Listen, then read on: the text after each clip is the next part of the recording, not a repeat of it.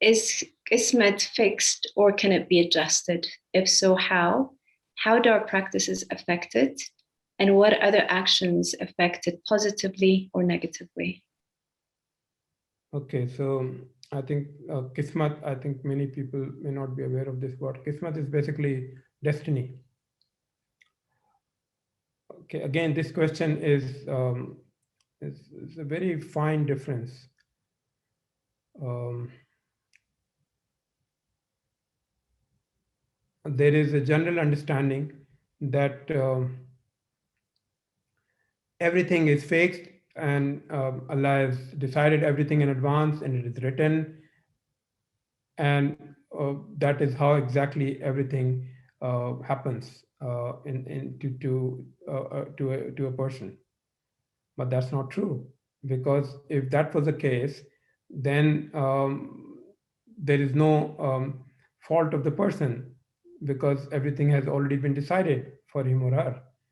And Allah is not unfair, He is not unjust. So He will not, if He has decided something for someone, obviously, how can He hold that person responsible for things that that person may be doing? So there are certain things which we cannot decide. For example, when a person is born, when a person will die, in which family a person will be born, um, these are things which we can't control. This is something which comes directly from Allah. Okay, so we don't have any control over that. But as far as our life is concerned, Allah has given us free will. Okay, and we use our free will to take any action. All the actions that we take are based on our free will. The difference is that having given this free will, he knows in advance how we are going to use this free will and what our actions will be. So he knows in advance. Because he knows in advance, he has already written. He knows what you are going to do, and that's why he has already written. But it's not that he has decided. You are going to decide. You are going to take actions, and you will be responsible for those actions. But because he knows in advance, that's why he's written. So there's a big difference between the two, and I hope now you understand the difference. Okay. Now, so whatever actions you take, you they're basically good actions or bad actions. They're basically recorded.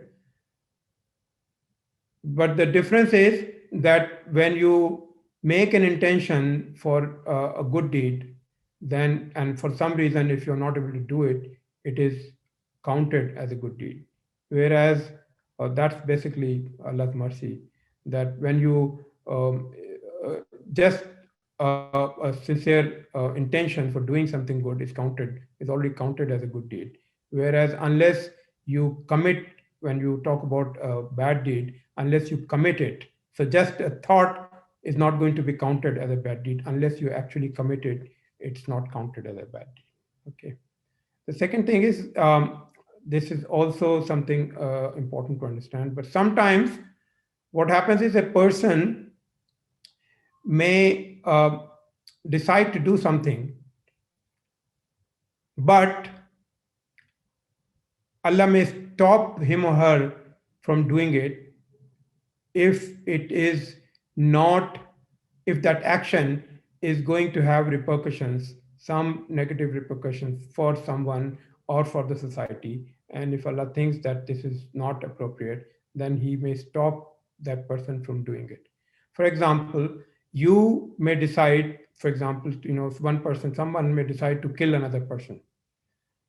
Now, so you have that intention, you uh, want to take that action, but because that action may have some serious repercussions, and therefore Allah will protect that other person.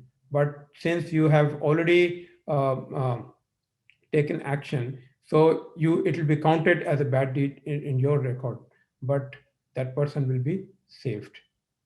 Okay. So now in terms of the other part was in terms of practices. Yes, so it's all about uh, doing good deeds. It's all about um, and obviously when you are when you are spiritually conscious, then you will not do things which you're not supposed to do, which are not good, and therefore spiritual practices in general basically help you to refrain from doing bad deeds, and generally help you because of the inner change that comes to you by doing the practices. It helps you to take more and more to do more and more good deeds rather than bad deeds.